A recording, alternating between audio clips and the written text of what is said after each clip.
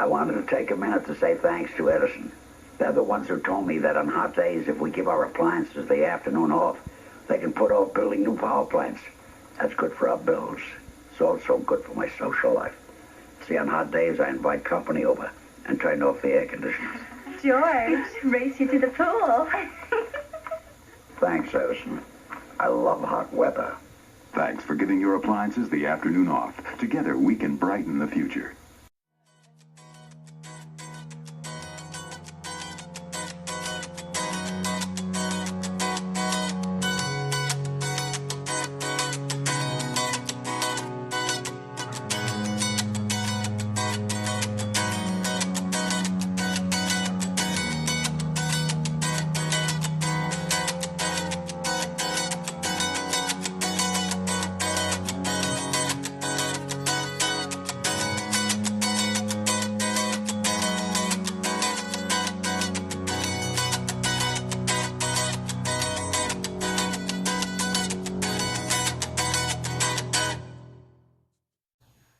Hey, welcome back to From a Void, episode 15.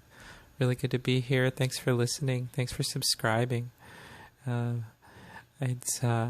you're wondering why I sound a little bit different today, it's because I just recently had a sex change operation. I used to be a man. I used to be a cisgender white man.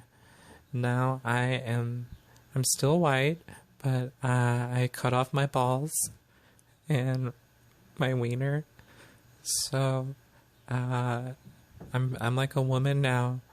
I am a woman. I've always felt like a woman trapped in a man's body, and now I just let myself free to experience womanhood and be the feminine person I always thought I would be. Sorry, I'm not making fun of people who have had sex change operate. I guess I am. I'm sorry. Actually, I was making fun of that, and I'm sorry. It wasn't mean-spirited. I didn't mean it to make anybody feel bad, but I just thought it would be funny to talk like this for a second. Yeah. Hey, everybody. I'm just a beautiful lady now. Kind of sound like Michael Jackson, actually. That's been done. That's been done before. I liked, I just recently downloaded a audio book narrated by Dick Valentine from Electric Six, one of my favorite bands. And he does all of the characters' voices in this book that he himself wrote. And he has his woman voice sounds really funny. Sheriff, what do you want to do? Yeah, okay. I'll play you an excerpt so you know what I'm talking about. This is an excerpt from the excellent pornographic thriller novel written by Dick Valentine called Chinatown Reach Around. And here's just a quick excerpt. Driving on the twisty, narrow roads through Topanga Canyon is a litmus test for how much anyone cares about being alive. Right now, if I had to sneeze or had the mildest of nervous tics, I might just lose control of my steering wheel enough to drive right over the cliff. And that would be fine with me. At least I'd go out on my own terms. I'm coming out this way mostly because I'm running out of shits to give. For the past 10 years, you couldn't have paid me enough money to come out here to see Shona. But now, I got nothing to lose. She's my only move. I met Shona 10 years ago when I was hired by a farmer's family out near Bakersfield to see if I could figure out who broke into their house and killed both their daughters with a pitchfork one night, while Ma and Pa were out square dancing. The local police had no leads, so they had me come in and try to piece it together. And after a week of following up what few leads I had to refund their retainer, because I came up empty. But Shona showed up on the last day I was out there, and within 24 hours we had our guy. Turned out to be a big old crazy son of a bitch from way up at Salinas, who was known to folks by only the name of Lifeguard. He'd been down in the area for a gun and knife show. Took a little detour afterwards to go stick a pitchfork in a couple little girls.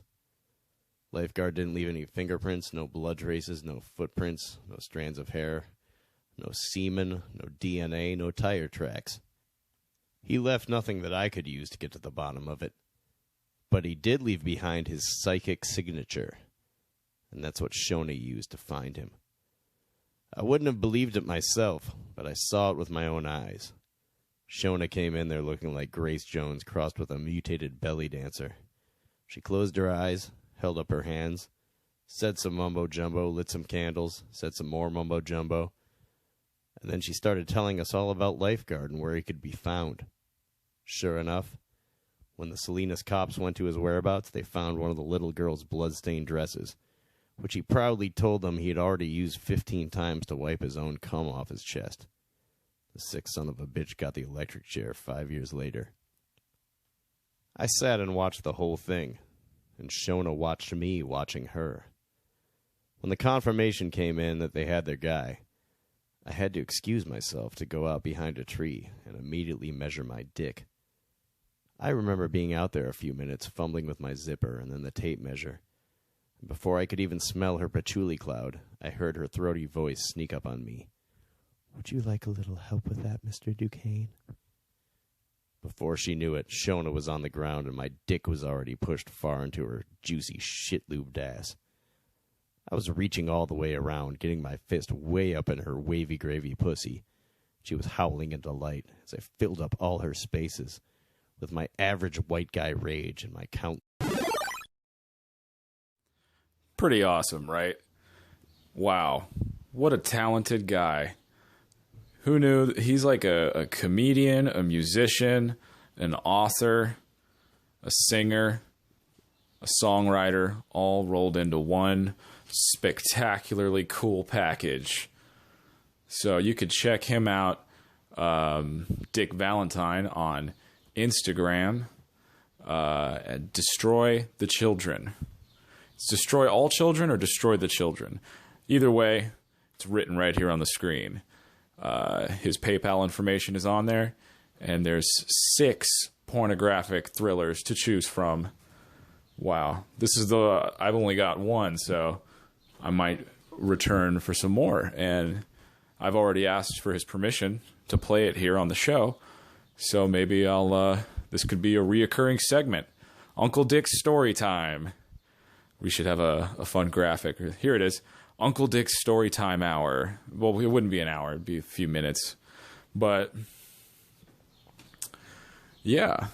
Thank you once again for watching. I'm going to wrap it up here. I'm going to leave you with a cover of a Ween song.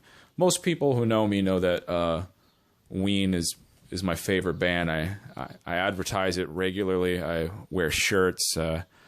I listen to them a lot still after. I probably started listening to them when I was like 15.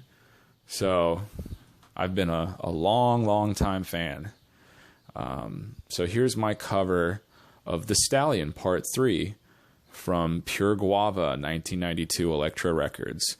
Enjoy. We'll see you next week.